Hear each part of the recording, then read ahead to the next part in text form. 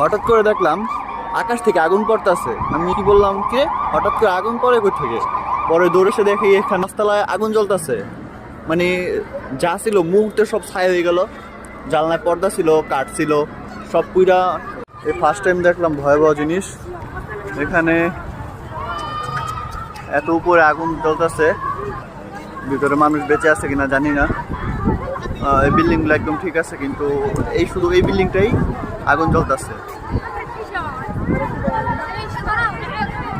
আর এই যে আমরা এখানে দাঁড়ায় রয়েছিলাম, তারপরে যেরকম দেখলাম এখানে আগুন পড়তেছে।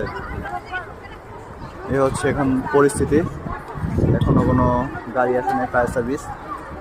এখানে পুলিশ থানা আছে, আর আগুন জ্বলতেছে।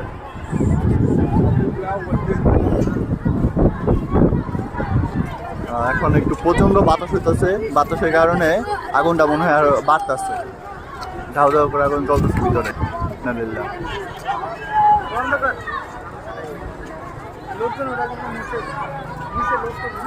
এখানে সবাই দাঁড়িয়ে আছে। আমি বর্তমানে আছি মিশরের আওয়ালগামায়। এখানে একটা আওয়ালগামাল আহনিয়ায় এখানে পুরো বন্ধ হয়ে গেছে, পোড়া গন্ধ।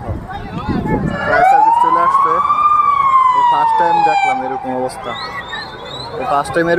দেখলাম ফায়ার সার্ভিস আসলেও অনেক দ্রুত। বিল্ডিং এর ভিতরে যা ছিল মনে সব পুরো ছাই হয়ে গেছে। এই অবস্থা। এখন 10 মিনিট মনে হয়েছে। আলহামদুলিল্লাহ দ্রুতই চলে আসছে, খুব অল্প সময়ের মধ্যে চলে আসছে। আর হচ্ছে মিশরে, ঠিক আছে, সবাই দাঁড়ায় আছে নিচে। ফায়ার সার্ভিস দেখে সবাই অনেক খুশি হয়ে গেছিল।